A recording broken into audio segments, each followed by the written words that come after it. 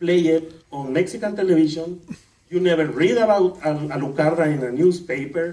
You never hear anybody in the media talking about Alucarda until the 2000s, thanks to Mundo Macabro. So it's really, really funny because what happened next, what I'm gonna show you, is it was somehow like a revolution, like a sexual revolution.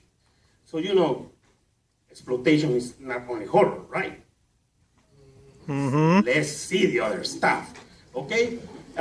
Everybody knows about El Destape, Spain, maybe. So, here I came across a table that is filled with Lovecraftian artwork, but also, for all you Godzilla fans, Kaiju stuff. And here I am with... Oh, hi, I'm Kat Rocha, and I am the CEO and editor-in-chief of 01 Publishing. Very nice. So, I've noticed that there's a lot of Lovecraft stuff here. Yes. We're definitely huge fans of Lovecraft. Yeah. We definitely do publish other horror works, but let's see here. Where to begin? Well, to start with, we have my own anthology. It's Whispers from the Abyss. I am the editor on that.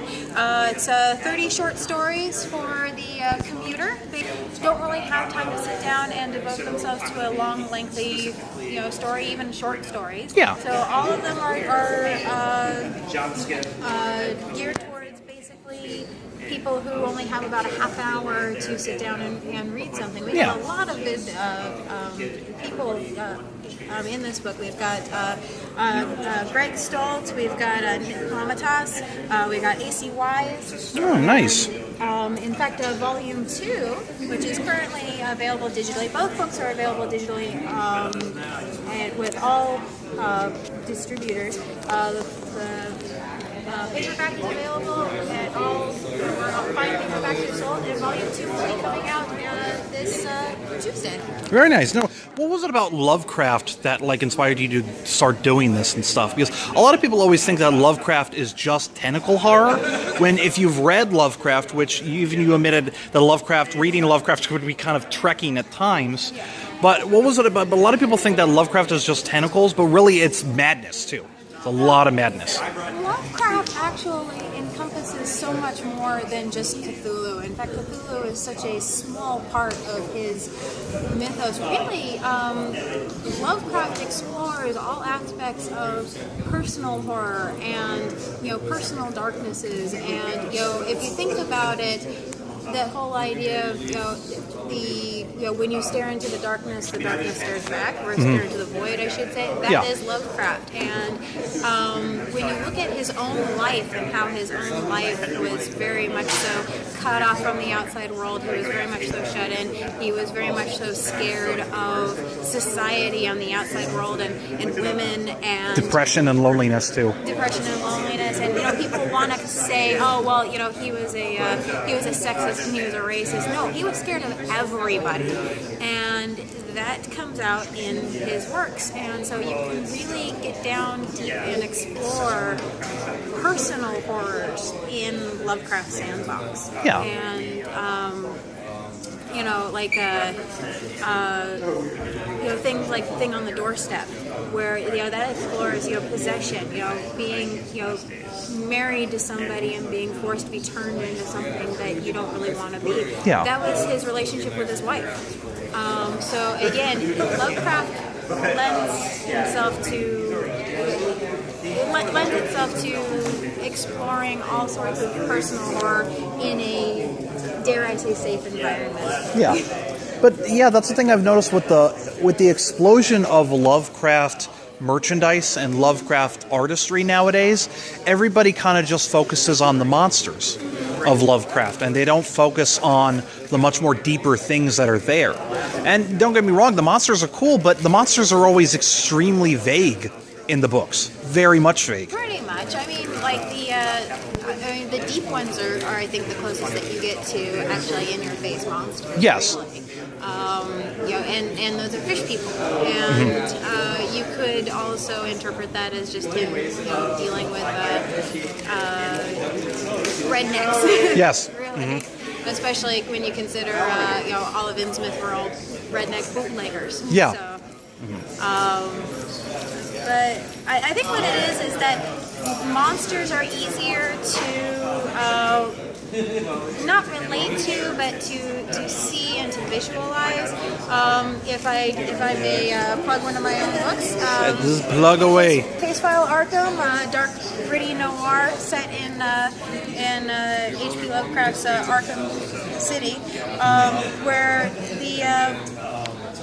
the story is a PI detective who has been hired by the patron of Upton Pickman to find him because he has disappeared. Now, for those of you who don't know Upton Pickman from the story Pickman's Model, he comes from a long line of witches and ghouls. He is an artist, and he actually is killing people and painting the scenes that he has created. Oh, wow.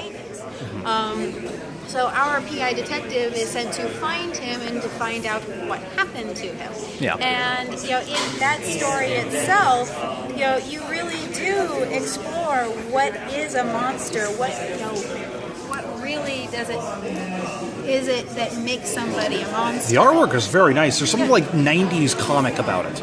Oh, very cool. Very actually, cool, yeah. The artist is Patrick McAvoy. You will know Patrick McAvoy from the Arkham Horror board game. Oh, I was wondering. It's like, why does this art look so familiar? Very familiar. Yeah. Arkham Horror, the Call of Cthulhu CCG, the Game of Thrones CCG. Oh, wow. Fall of Cthulhu from Boom Studios, and he's currently doing the artwork for Lost in Space. Oh, very awesome. So, very awesome. And then we're very happy to be working with Patrick. But again, it's easier to see a monster like here. It's easier to see the monsters and to go, that is a monster. Yeah. And it's harder to actually look within and see the monster within. And I think that's why things like the deep ones, the star spawn, Cthulhu himself is easier for people to see and to recognize and to gravitate to. Yeah. Now I've noticed that there's also a bit of a love for Kaiju on this table too. Now you were earlier before the video, you were telling me about this really awesome idea presented in this little comic called World War Kaiju, which is pretty much after World War II, governments militarized kaijus and used them against each other. Well, it was actually during World War II. What if Dr. Strangelove had created Godzilla as the premise of World War Kaiju? In the world of World War Kaiju, the Manhattan Project, instead of creating the atomic bomb, actually created a giant monster of which we set onto Japan. But instead of being Hiroshima, we actually did set Fat Man, as he is called, on Tokyo. And he did destroy Tokyo. And from there, that starts the arms race where everyone wants to have their own beast, as they're called. And definitely the big arms race between Russia and America, who can have the biggest, baddest, most awesomest monsters. And every nation wants to get the beast, as we're calling it. In fact, if you go to the website, worldwarkaiju.com, you'll see we've got like 20 different monsters listed there for each of the different nations, how they were created, what they do, etc.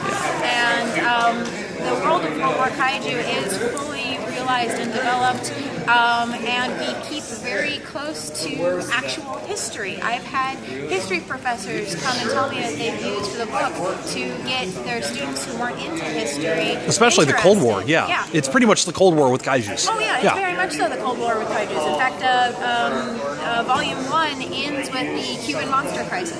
Very nice. Very nice. And then you planned on ending it, having the series end with Reagan. Yes, correct. So, again, you're just doing the Cold War, but replace nuclear bombs with kaijus. Exactly. Which is a really cool idea. And some of the things is like, how the hell did Guillermo del Toro not use an idea like this for Pacific Rim, We launched this actually when Pacific Rim came out. Oh, so it was just good timing. You're like, this is very fitting, Exactly. Very fitting. Again, we got as accurate as we possibly could with history, right down to the fact that our government did indeed consult with Carl Sagan. Wow. On different projects, and so we have Carl Sagan show up. Cool. And we have the art style of the book change depending on the time period that we are reflecting and who we're talking to. That's very cool. Very cool. So, come on. This awesome idea right here, people need to check this out immediately. Immediately. It's written by Josh Finney, artwork by Patrick McAvoy, and produced by 01 Publishing. Very cool, very cool. All right, so this ends the little video. Thank you very much. All right. Producers, they graced us all with their presence. I don't know if they want to stand up now or if they want to wait till after the show. But, yeah, I see them over there. There they are! Yes! I'll introduce them and we'll get a Q&A after. San Diego premiere of Beyond the Gates. But now let's watch the movie.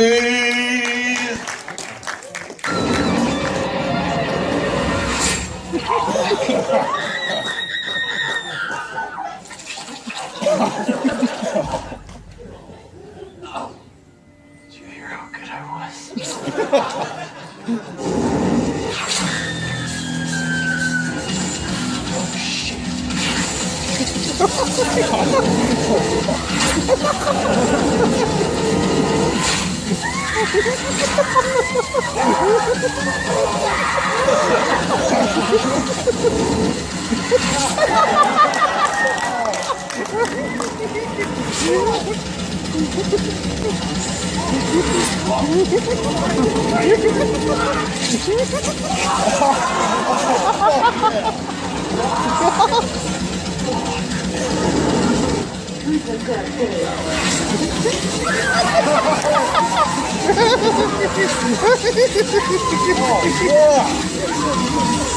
Shit on my book.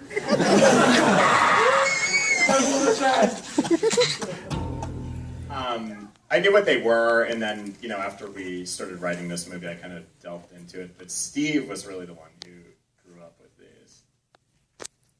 Yeah, I had Doorways to Horror. Jump cut cat. That and the Secret 16 show. and the Clue. I missed that place. Chessboard game. So I did not have Wayne's World. Yeah, so I was kind of a fan of them growing up. Very much. Anyone else down the line? Graham, obviously. I loved them. I had Nightmare. That was my favorite. Yeah, that was really good. And then I also had the Hulk Hogan one, which was really funny because Hulk would like to suddenly appear and yell at you for a while.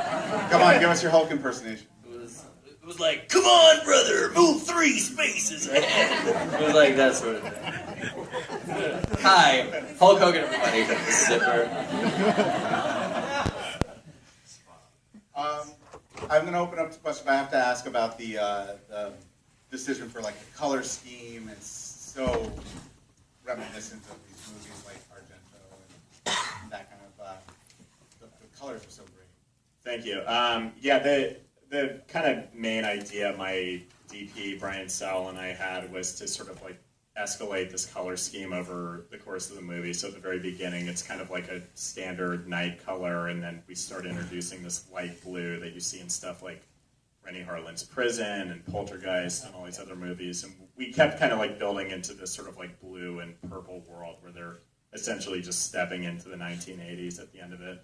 So yeah, we basically, we had a lot of constraints we wanted to stay in with this movie as far as how the cinematography went, where we just stayed on dollies and, you know, would try to cover a good amount of it in, you know, single takes and, you know, various other things.